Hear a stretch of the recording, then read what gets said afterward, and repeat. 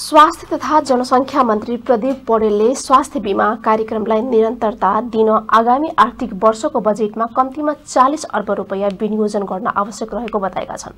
आज आर्थिक वर्षको बजेटबारे हिजो प्रदेश सरकारहरूसँगको छलफलमा मन्त्री पौडेलले यस्तो बताएका थिए।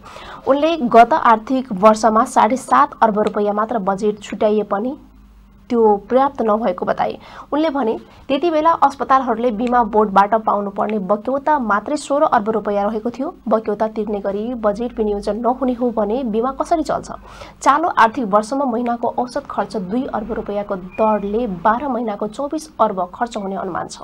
गत वर्षको बाँकी 13 अर्ब रुपैयाँ बक्यौता समेत समावेश गर्दा कुल 37 अर्ब पुग्नेछ। बीमा बोर्डको सञ्चालन खर्च पनि जोडेर कुल 40 अर्ब रुपैयाँ आवश्यक पर्छ।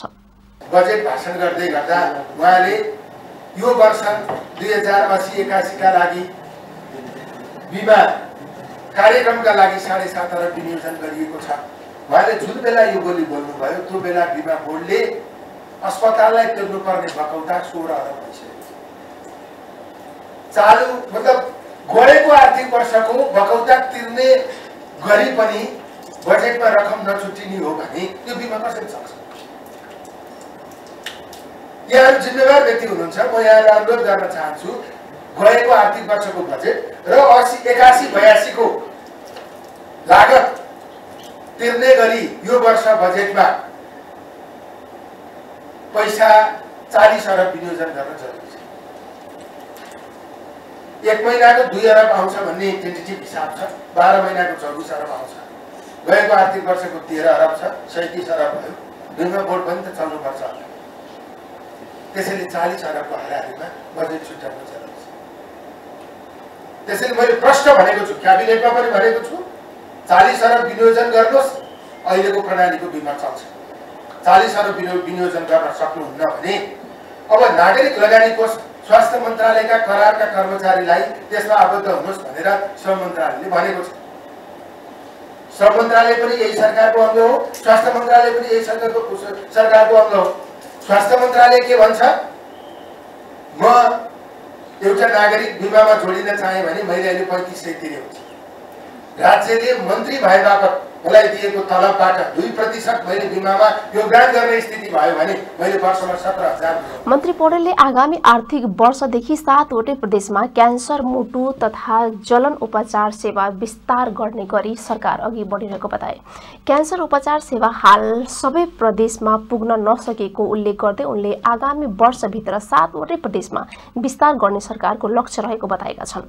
मुटु र जलन उपचार सेवाको पूर्वाधार निर्माणका लागि पनि काम अघि बढेको उनले बताए। हालसम्म 60वटा आधारभूत अस्पताल भवन निर्माण भइसकेको उल्लेख गर्दै मन्त्री पौडेलले जनशक्ति र आवश्यक उपकरणको अभावका कारण सेवा सञ्चालनमा चुनौती रहेको बताएका छन्। यो चाहिँ हामीले क्यान्सर उपचार सेवा 7 प्रदेशमा विस्तार गर्ने गरी अगाडि बढेका छौँ। सबै प्रदेशमा भएको छैन, तर यो चाहिँ क्रमशः यो सबैमा पुग्ने स्थिति छ। प्रत्यारोपणको पनि सबै 7वटा प्रदेशमा पुग्ने स्थिति छ। त्यसपछि मुटुको पनि 7वटा प्रदेशमा आगामी आर्थिक वर्षमा पुर्याउने गरी हामीले योजना बनाएको स्थिति छ। धेरै सङ्घका अस्पतालहरू छन्, केही प्रदेशका अस्पतालहरू त्यसभित्र परेको स्थिति छ। त्यसपछि यो जलन उपचारको पनि हामीले 7 प्रदेशमा लाने गरी पूर्वाधार निर्माण गरेर अगाडि बढिरहेको स्थिति छ। त्यसपछि यो अब पूर्वाधार विकासको सन्दर्भमा चाहिँ सङ्घीय अस्पतालमा अब उपकरणको सन्दर्भमा यहाँलाई जानकारी गराउँछु। धरानमा पनि एमआरआई छ, ट्रोमा सेन्टरमा सिटी स्क्यान छ होइन। अब भएका उपकरणहरू पनि 13-14 वर्ष जसको जति त्यसको प्रयोग अवधि हो त्यो सिद्धिन लागेको स्थिति छ।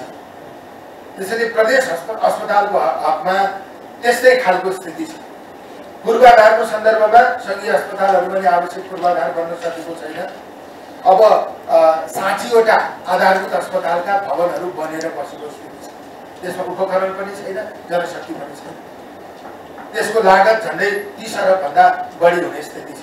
मतलब सबैमा चाहिँ यो आधारभूत अस्पताल बन्दै गरेकालाई पुरा गर्ने, बन्न बाँकी रहेकाहरूलाई पनि चाहिँ बनाउने हो भने 30 अर्ब हाराहारीमा बजेट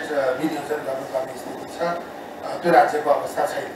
अब प्रदेशको मातहतमा रहेको जिल्ला अस्पताल जस्तै मैले जानेको दमौली अस्पताल 15 बेडको हो,